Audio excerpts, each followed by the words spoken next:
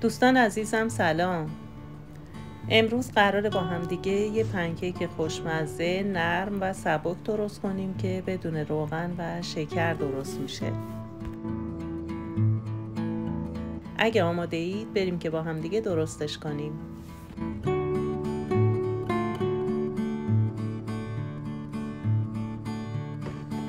دو تا تخم مرغ رو به همراه کمی وانیل توی کاسه میریزیم و با همزن دستی یا برقی خوب هم میزنیم تا رنگش روشن و بافتش هجین بشه.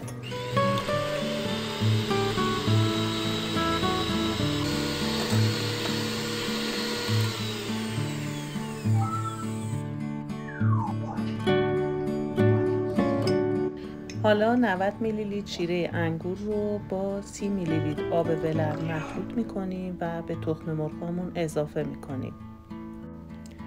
اگه شیره شما خیلی غلیظ نبود میتونید به جای آب هم از شیره استفاده کنید. دوباره مواد رو در حد مخلوط شدن هم میزنیم.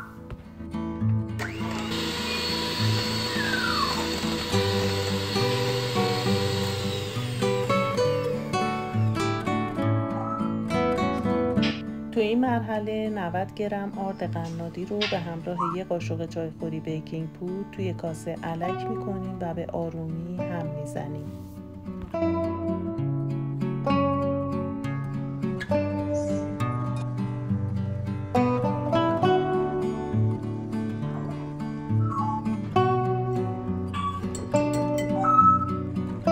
همونطور که میبینید غلظت خمیر باید به این صورت رقیق و یک دست باشه.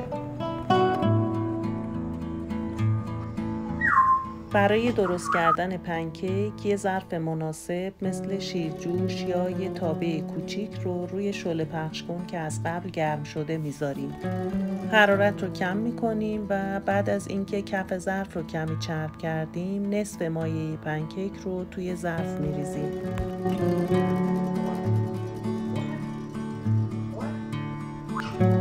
درش رو میذاریم و حدود 8 دقیقه صبر میکنیم تا روی پنکیک حباب بزنه و ببنده. بعد از 8 دقیقه پنکیک رو از ظرف خارج میکنیم و دوباره کف ظرف رو کمی چرب میکنیم. پنکیک رو توی ظرف برمیگردونیم و این بار بدون گذاشتن در حدود 5 دقیقه دیگه اجازه میدیم تا طرف دوم هم طلایی بشه.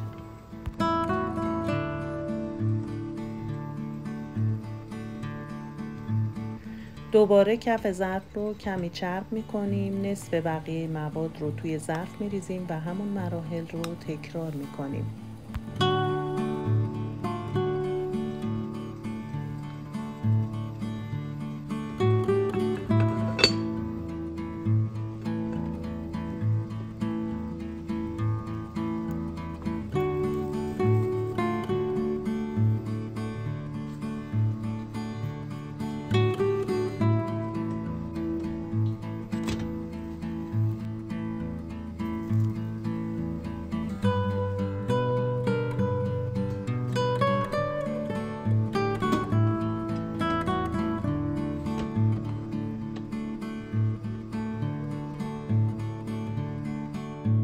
حالا دیگه پنکیک‌های نرم و خوشمزه‌مون آماده است.